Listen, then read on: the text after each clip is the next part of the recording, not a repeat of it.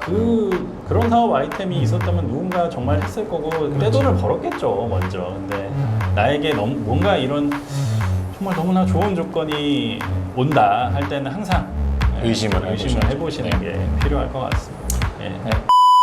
저희 인스타그램을 통해서 지금 한 대형 사건 피해자분이 연락을 주셨어요. 그래서 이제 찾아보니까 지금 청와대 국민청원에도 올라와 있고 뭐 뉴스에도 방영이 된 사건이라서 한번 진 변호사님 한번 피해자 사연을 읽어주실 건데 한번 들어보시죠. 네. 안녕하세요. 자동차 리스로 인해 피해받은 사람입니다. 자동차 서점이라는 리스 회사에서 보증금을 넣고 월 이용요금을 내면 이에 회사 측이 보조금을 지원하여 반납 시 보증금을 돌려받는 조건으로 계약했지만 월 지원금이 순탄하게 지급되지 않아 전화를 했더니 회사 측에서 회사 사정이 여유치 않아 조금만 기다려달라는 말만 남기고는 그 후로 전화를 받지 않습니다.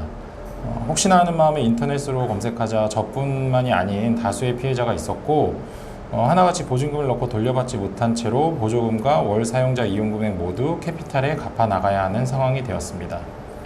리스라 하여 회사 측의 명의로 된 차량을 이용료를 내고 계약 만료 시점에 반납 시 보증금을 돌려받는 조건으로 계약하였기에 캐피탈 부분도 회사 측에 연결되어 있는 줄 알았지만 모든 계약을 제 이름으로 해놓고 보조금이랍시고 몇 번 돈을 넣어준 게 다였습니다. 상황이 여유치 않아 리스 차량을 이용하였던 건데 캐피탈 비용부터 돌려받지 못한 보증금까지 약 8천만 원이 되어버렸습니다. 이런 경우 해결 방법이 없는 걸까요? 일단은 자료는 미출금 내역과 돈을 미리 입금해서 넣어주겠다고 했던 내용들이 녹취되어 있습니다. 캐피탈이 제 이름으로 계약되어 있는데 이 부분을 제가 혼자 다 갚아야 하는 건지 보증금은 돌려받을 수 있는지 너무 간절합니다. 이런 내용이네요. 네. 일단 이 사건 저는 사실은 이 상담 요걸 보고 자세히 읽어봤는데요. 한 3달 전쯤에 4달 전쯤에 제 지인이 저한테 물어봤던 겁니다. 근데 제가 들어봤는데 너무 말도 안 되는 조건이었어요. 왜냐하면 그렇게 되면 제 지인을 이렇게 유혹했던 그 회사, 지금 여기에서는 자동차 서점이겠죠. 이 회사는 수익 구조가 전혀 나지 않는 그런 상황이라 제가 이제 지인한테 얘기를 했거든요. 이거는 내가 봤을 때 사기 같다. 그리고 일단은 거액의 보증금을 먼저 받아서 나중에 돌려주고 사실 이거는 너무 사기의 전형적인 어떤 형태다 이렇게 얘기를 했는데 사실은 되게 하고 싶어 하더라고요. 그래서 제가 극구 말렸었는데 사실은 그 뒤로 했는지 안 했는지 정확하게 이제 연락은 다시 주고받지는 못했는데 이게 이렇게 사건화가 됐네요. 일단 이게 몇 년 전부터 무슨 자동차 전세 이런 식으로 이제 상품을 기획을 하는 업체들이 있었다고 해요. 근데 실제로 수익성은 전혀 없는데 결국 그래서 그걸 사기를 치려고 했던 건지 이건지는 잘 모르겠지만 일단은 이 사건은 좀 사연상으로는 이나 기사만으로는 좀 알기 어려운 점이 있습니다. 왜냐하면 이 이제 계약을 체결을 어떻게 했는지가 이제 문제가 될 건데 이제 기사를 보면 이분들은 이제 리스 회사와 자기는 계약을 한 줄 알았다. 그러니까 자동차 서점과 계약을 한 줄 알았지. 캐피탈사와 근데 알고 보니까 계약은 캐피탈사와 돼 있었다는 거죠. 근데 제가 리스 쪽에 이제 업계에 종사하시는 분에게 제가 얘기를 들어봤는데 일단은 이제 캐피탈사와 계약이 되려면은 일단은 캐피탈사와 통화를 해서 이제 이 계약자 분들이 지금 이 조건으로 보증금이라든지 내지는 월 리스료 이런 것들을 다 확인을 한다고 해요. 본인에게 확실하게 이런 조건으로 이 계약을 하시는 것이 맞느냐 이렇게 이제 리스하고 그걸 확인을 받은 다음에 계약을 체결한다고 해요. 그래서 지금 뉴스의 말미에 보면 캐피탈사들은 어쨌든 본인 확인을 하고 본인이 체결을 한 거기 때문에 책임은 묻겠다 이런 입장인 것 같은데 근데 이제 이 과정이 문제겠죠.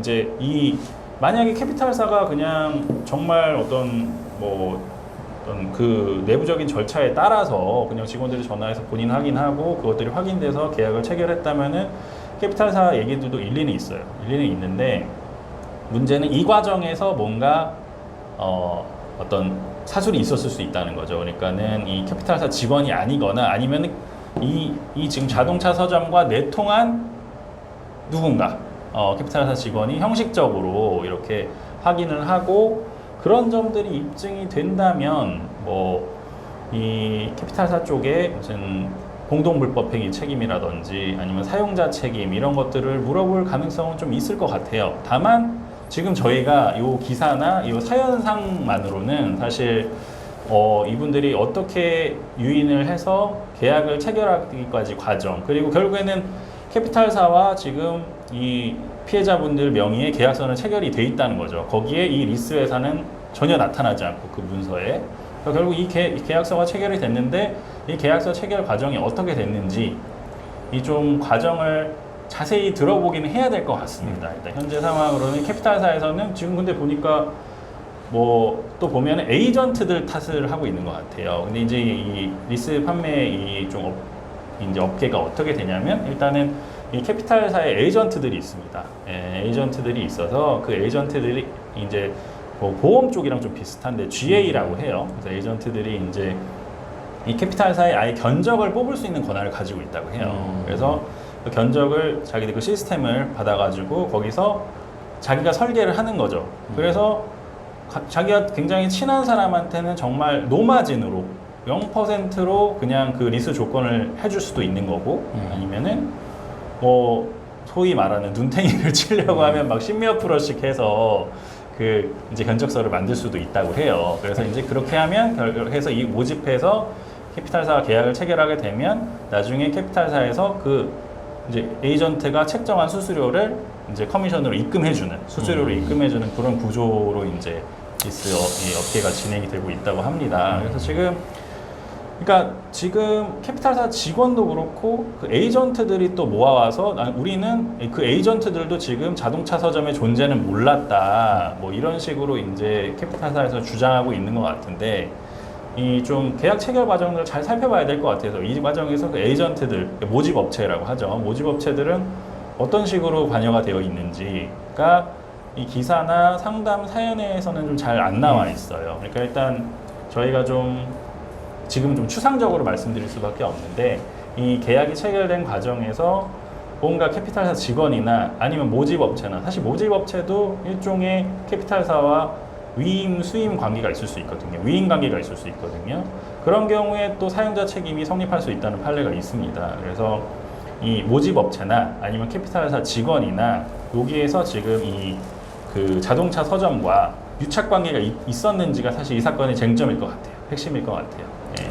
그리고 뭐 이제 사실은 별로 가능성이 높진 않은데 일단은 가장 직접적인 당사자인 자동차 서점 이쪽을 상대로는 뭐 지금 뭐 연락을 안 받고 잠적한 걸 보면 뭐 이거는 뭐 거의 사기로 봐야 될 것 같고요. 금액 자체가 워낙 많기 때문에 뭐 당연히 고소하고 뭐 민사상 손해배상 청구도 할 수 있는데 어쨌든 제가 봤을 때 이 자동차 서점 이쪽은 그냥 아예 작정을 하고 시작을 했던 것 같아요. 물론 뭐 정확한 사정은 알지 못하겠지만 근데 이 구조 자체가 처음에 그러니까 이게 이제 당사자들한테 한 말과 실제 체결된 계약이 완전 다르잖아요. 이거는 사실은 뭐 그냥 명백한 사기라고 볼 수 있거든요.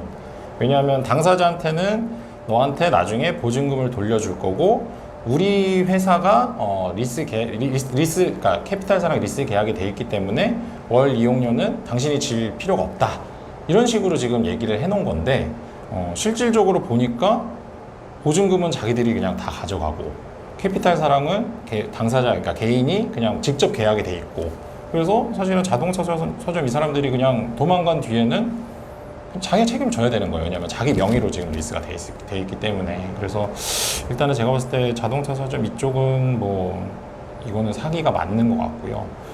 뭐 어찌 됐든 간에 이쪽을 빨리 고소를 해서 뭔가 수사를 통해서 뭔가 밝혀져야 할 것 같고 이제 아까 김 변호사님이 말씀하신 것과 같이 자동차 서점 얘네는 이미 뭐 작정을 하고 이 일을 했고 도망을 갔기 때문에 크게 의미가 없을 수 있어요. 그렇다면 뭐 캐피탈사라든지 뭐 에이전트사라든지 이런 데를 물고 늘어져야 되는데 사실은 그런 거를 확인하기 위해서는 당연히 체결된 뭐 계약서가 어떤 건지, 실제로 계약 체결 과정에서 어떤 형식을 통해서, 그러니까 어떤 과정을 통해서 계약이 체결됐는지 이런 게 명확하게 좀 드러나야 될 것 같고요. 근데 그냥 이렇게 봤을 때 이게 피해자가 300명이고 제 생각에는 대형 캐피탈사가 뭐 10개, 20개 이런 건 아닌 것 같아요. 그러니까 한두 개나 뭐 하나 이 정도의 캐피탈사랑 뭐 이렇게 계약이 체결된 것 같은데, 그렇다면 캐피탈사 입장에서도 봤을 때 좀 이렇게 많은 게 좀 이상하게 생각할 수도 있는 거거든요. 근데 어쨌든 이거는 뭐 고소를 할 때 뭐 캐피탈사도 같이 고소를 하든지, 물론 이거는 아직은 뭐 증거는 없지만 어쨌든 뭐 자동차 서점에 대한 고소를 통해서 수사 과정에서 좀 드러나야 될 부분인 것 같습니다. 네, 일단은 뭐 무턱대고 민사소송을 뭐 제기하기, 그러니까 자동차 서점에 관한 거는 비교적 명확한데 뭐 민사를 하시든 형사를 하시든 상관없는데 무턱대고 뭐 민사소송 해서 뭐 증거 수집하기는 좀 쉽지 않은 사건인 것 같고요. 일단 자동차 서점에 대한 고소를 통해서 일단 이 계약이 체결된 경위들, 그러니까 어쨌든 뭐 뭔가 있으니까 캐피탈사에서 그런 계약서가 나온 거고 누군가가 견적을 냈을 거예요. 당연히 뭐 모집 업체든 아니면 캐피탈 직원이든 누군가가 견적을 냈기 때문에 그 견적에 의해서 시스템에 입력이 되고 계약서가 출력이 돼서 나온 거에다가 어떤 식으로 서명이 됐을 거기 때문에 그 과정들에 대한 좀 수사를 촉구를 해서 진행을 한다면 사실 뭐 자동차 서점이 물어주는 게 가장 이상적인 어떤 뭐 모습이긴 하겠지만, 모든 어떤 이런 범죄 사건의 경우 사실 이 범죄자들이 이미 돈을 어디다 다 빼돌려 놓고 그냥 나몰 모르쇠 도망갔다가 잡히면 뭐 배째라 이러는 게 대부분이기 때문에 그거를 찾는데도 굉장히 오랜 시간이 걸리기 때문에 자력이 충분한 그런 캐피탈사를 상대로 뭔가를 해볼 수 있으면 좋은 거죠. 이게 마치 뭐 저희가 약간 뭐 캐피탈사가 뭐 돈을 받을 수 있다 이렇게 하는 건 약간 좀 오해가 소지가 있을 것을 말씀드리는데, 어떤 그런 유착 관계가 있다면 그런 가정 하에 이제 캐피탈사 상대로 민사소송 쪽은 아마 제기해 볼 수 있지 않을까 하는 생각이 듭니다. 예. 뭐 어찌됐든 빨리 이 사건 같은 경우는 자동차 서점 뭐 관계자 아니면은 뭐 어쨌든 고소를 해서 사실은 뭐 피해자들에 대한 조사가 먼저 이루어질 수밖에 없고요. 근데 당연히 조사를 하다 보면 이제 참고인으로라도 어쨌든 캐피탈사라든지 에이전트사에 대한 조사를 할 수밖에 없어요. 그러면 그 조사 과정에서 드러난 사실들을 기초로 해서 뭐 혐의점이 있다면 뭐 더 조사가 이루어질 수 있고요. 근데 어찌됐든 이거는 빨리 피해자들이 주체가 돼서 고소를 하든 이런 방식이 필요할 것 같습니다. 그래야지. 이미 뭐 형사 고소가 진행되고 있을 수도 있을 것 있을 수도 같고, 근데 안 있겠네요. 하신 분들은 일단 빨리 고소를 하시고 그 과정에서 일단 뭐 관련자들 소환 조사, 그리고 이제 캐피탈사랑 통화를 지금 했다는 것 같아요. 그러니까 캐피탈사에서도 본인 확인하고 나 체결한 거다. 그러니까 그 통화 내용들은 다 녹음이 돼 있거든요. 대부분의 경우. 그러니까 그 녹음된 내용을 바탕으로 통화한 사람을 찾아서 자, 이거는 어떤 루트를 통해서 왔길래 이 통화를 하게 된 거냐, 이런 식으로 뒤를 이렇게 계속 추적을 하다 보면 뭔가 어쨌든 커넥션이 있다면 밝혀낼 수 있지 않을까 하는 생각이 듭니다. 예. 이거는 사실 좀 이 사건은 솔직히 그 내부적인 커넥션 없이 그냥 정말 봉이 김선달처럼 그렇게 진행됐다고 보기는 좀 어렵지 않을까. 예. 왜냐하면 뭐 그런 계약서들이 나오는 과정이 필요하기 때문에. 예. 그렇죠. 근데 보면 캐피탈사도 그렇고 에이전트사도 그렇고 뭐 나는 뭐 자동차 서점 처음 듣는데 사실 이거는 정말 잊기 어려운 좀 이거는 상황이라. 너무나 좀 믿기 어려운 상황인 것 같습니다. 심층적인 상담, 이렇게 추상적으로밖에는 지금은 좀 말씀드릴 수 없을 것 같고, 뭐 심층적인 어떤 검토를 하기 위해서는 굉장히 디테일한 부분에 대한 어떤 정보가 필요하지 않을까 싶네요. 피해 당하신 굉장히 여러분들에게 저 심심한 정말 위로의 말씀을 드리고, 어쨌든 어떤 뭐 지금 보니까 기사 보니까 이제 뭐 금감원 분쟁 조정도 신청했다, 그렇게 이제 액션을 취하시는 분들이 많으니까 지금 안 하고 계신 분들은 좀 정말 소가리만 하고 계신 분들은 빨리 정말 하루 빨리 좀 뭐 고소를 하시던지 아니면 이분들과 같이 뭐 금감원 분쟁 조정 신청을 해보시던지 해서 그 해결책을 찾으시는 게 필요할 것 같습니다. 이상 마치겠습니다. 네, 감사합니다. 감사합니다.